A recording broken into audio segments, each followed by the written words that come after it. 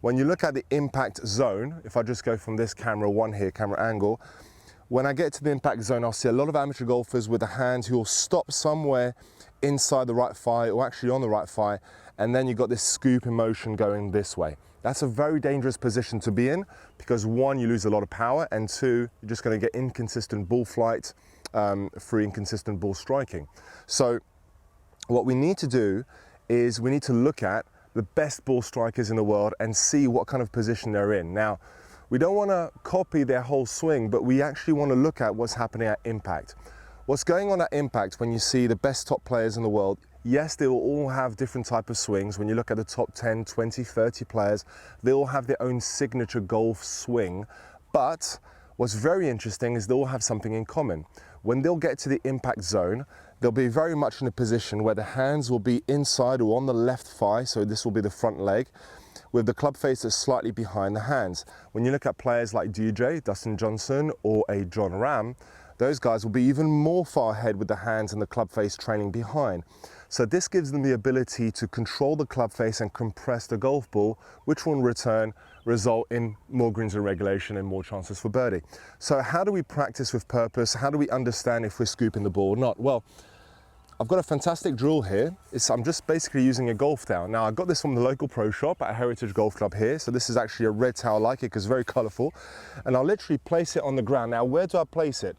Well, I'll take 4 golf balls. Now, I'm hitting the first one, but I'm using the 3 other golf balls, which I'm placing in a line, just like so. And then what I'm going to do is I'm going to place this towel right behind the golf balls. Now, I'm taking away the 3 golf balls behind the golf ball that I'm going to hit.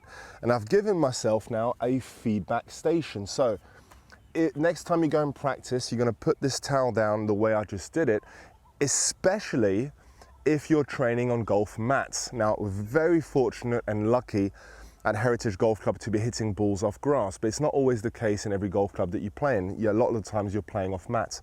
So when you play off mats, you have to have even more feedback, all right? So definitely do this drill, whether you're practicing on grass or even more so if you're practicing on mats.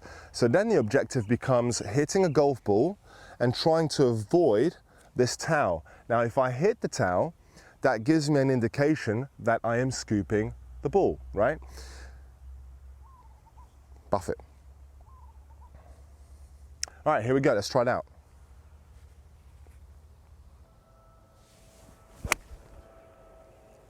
That's a well-struck iron there. Good shot, right side of the green. Now, let's position these golf balls once again. So I'll put these 3 golf balls here and I'll grab another golf ball in my bag just to make sure that I'm actually set up correctly. So just use three balls every time to make sure that you set yourself up right. Now, let's just say that I'm scooping the ball. What would that look like? Well, I'm going to show you.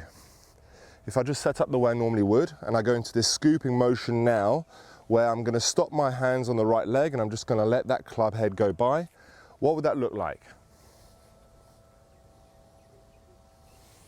It would look something like that. So I've just basically hit my brand new golf towel that I got at the pro shop, and that ball went about 80 yards with an 8-iron.